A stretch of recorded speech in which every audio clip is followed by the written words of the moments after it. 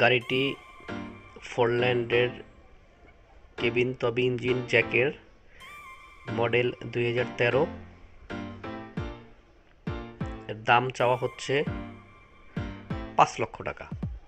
যে ক্রয় করবেন আজই যোগাযোগ করুন, মাত্র 5 লক্ষ টাকা। পেপারস ওকে, কোনো ধরনের কিস্তি বকেয়া নেই।